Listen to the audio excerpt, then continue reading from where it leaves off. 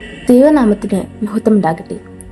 നോമ്പിന്റെ 32-ാം ദിനമായ ഇന്നത്തെ അല്പനേരത്തെ ചിന്തയ്ക്കായി തിരഞ്ഞെടുക്കപ്പെട്ടിരിക്കുന്ന വിഷയം രക്ഷയുടെ കൂടാരം എന്നതാണ്. അതിനോടനുബന്ധിച്ച് എടുത്തിരിക്കുന്ന വേദഭാഗം ലൂക്കോസ് എഴുതിയ സുവിശേഷം 19-ാം അധ്യായം 9-ാം വാക്യമാണ്. യേശു അവനോട്, ഇവനും അബ്രഹാമിന്റെ മകനാകിയാൽ ഇന്ന് ഈ വീടിന് രക്ഷ വന്നു. ലൂക്കോസിന്റെ സുവിശേഷം 19-ാം അധ്യായം 1 മുതൽ 10 വരെയുള്ള വാക്യങ്ങളിൽ നും ചുങ്കക്കാരിൽ പ്രമാണിയുമായ സക്കായിൽ ഉണ്ടായ മാറ്റമാണ് പ്രതിപാദിക്കുന്നത്. യേശുവിനെ രഹസ്യമായി നോക്കാൻ അത്തിമരത്തിൽ കയറിയ സക്കായിയെ പരസ്യമായി യേശു പേർ ചൊല്ലി വിളിച്ചു. മാത്രമല്ല, അവന്റെ വീട്ടിലേക്ക് താമസത്തിനായി തന്നെ ക്ഷണിച്ചു. തന്നെ അന്വേഷിക്കുന്ന എല്ലാവർക്കും യേശു സമയം നൽകും. തുടർന്ന് സക്കായിലുണ്ടായ മാറ്റങ്ങളിൽ ഒന്നാമതായി, സക്കായി ഒരു പുതിയ സൃഷ്ടിയായി തീർന്നു. ഒരുവൻ ക്രിസ്തുവിലായാൽ അവൻ പുതിയ സൃഷ്ടിയാണ്. സക്കായി തൻ്റെ സ്വാർത്ഥത നിറഞ്ഞ പാപഭംഗീലമായ ജീവിതം ഉപേക്ഷിച്ച് പുതിയ മനുഷ്യനായി മാറി.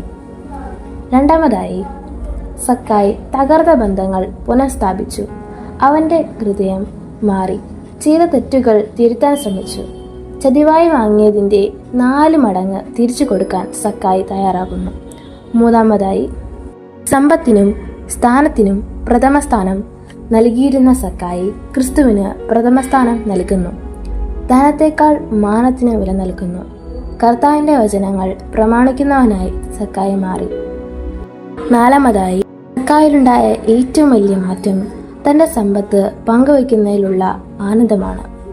സക്കായി തൻ്റെ വസ്തുവകയിൽ പകുതി ദരിദ്രർക്ക് നൽകി. സക്കായിലുണ്ടായ ഈ മാറ്റം കണ്ട് യേശു സക്കായി അബ്രഹാമിന്റെ മകൻ എന്ന് അഭിസംബോധന ചെയ്യുന്നു. സക്കായിയുടെ വീട് രക്ഷ കൈവരുന്നു.